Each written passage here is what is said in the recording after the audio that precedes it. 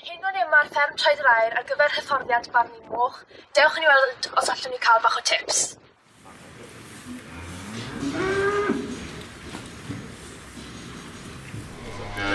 Wel, da fi'n arma Teifi Evans. Nawr, gwedwch wrthai Teifi, siwt mae'r cystadleuaeth Barnu Moch Cymreig yn gweithio yn ei gyfanrwydd? Mae fe'n gweithio mas o 100. Mae hanner marciau, sef 50 am yr ffordd mae'r cystadleuaeth yn rhoi y moch yn gynta ail trydydd y gynbydweru.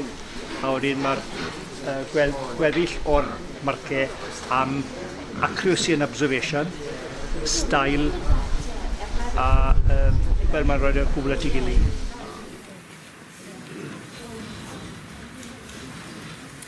Beth yw prif nodweddion y mochyn Cymraeg?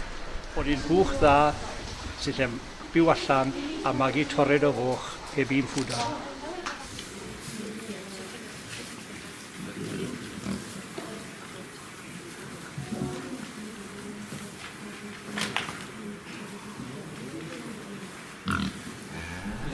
Beth yw'r prif geirfa rydyn bod defnyddio yn ein rhesymau? Hyd, dwnder, coesau, clustau a ffordd mae'r nifel yn cerdded. Mae hynna bron a bod yn ddigon i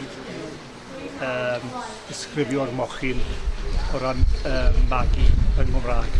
Yn Saesneg wedyn, the length is judged, the depth, the spring of ribs, head and neck, the ear setting, locomotion and teat underline. We need at least 14 teats on every breeding sow, and with a bit of luck you need 7 on either side.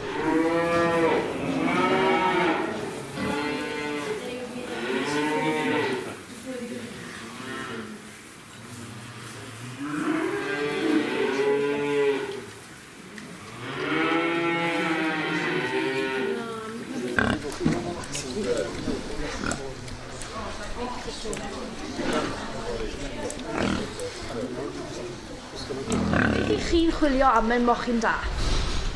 Mae Teifi a tipyn o seis yndi, tipyn o hyd yndi, drwndio'r corff, gallu cerdded a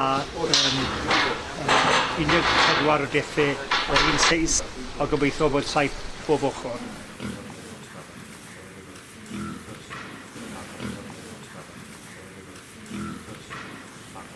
Beth sydd yn gwneud barnwr stoc effeithiol?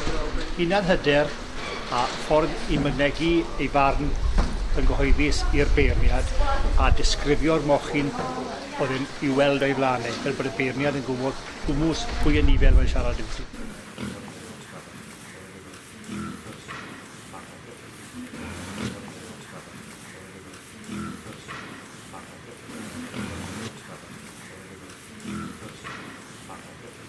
Beth yw'r gwahaniaeth rhwng barnu mochyn tew a barnu hwch fagu?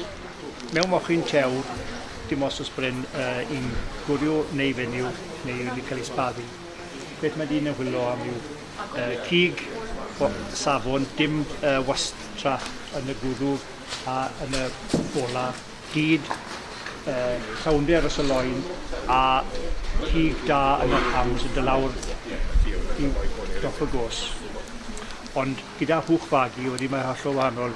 Chi moyn y peth yna, ond chi moyn hefyd bod wedi cerdded a 14 o deffau o safon.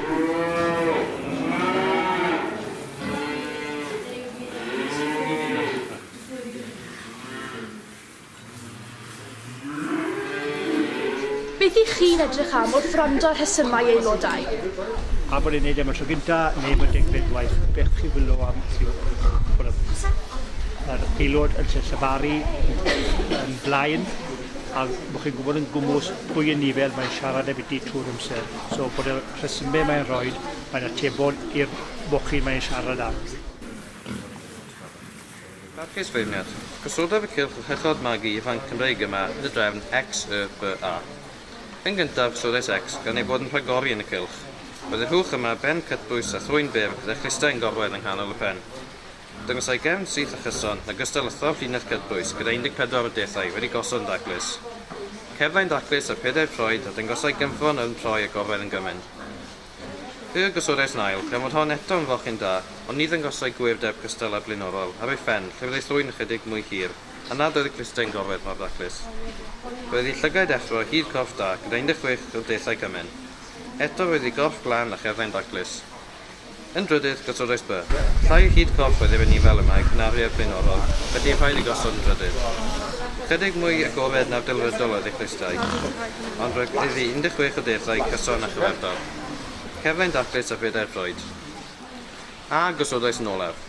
Hon oedd y byrfaf o'r cylch, oedd hefyd cael problem cerdded ar goes ôl, ac o ganlyniad byddai'n lleiaf addas y gyfer magu. Eto bydd y clustau'n lled agored oedd yn cyd-fynd â chorff anghyson. 15 o deithau iddi nad oedd wedi gosod yn daclus. Felly, dyna'r resymau osod y cylch o bedair bwch ifanc Cymreig yma y drefn X.F.I. Diolch. Beth sydd yn unigryw am y fochyn Cymraeg? Yn bersonol, does dim ond un bryd o fochyn i gael, a honno yw'r mochyn Cymraeg. Mae hi'n galed, sy'n byw allan, mae'n fam arbennig o dda, a mae'n edrych ar ôl torredd dda o foch.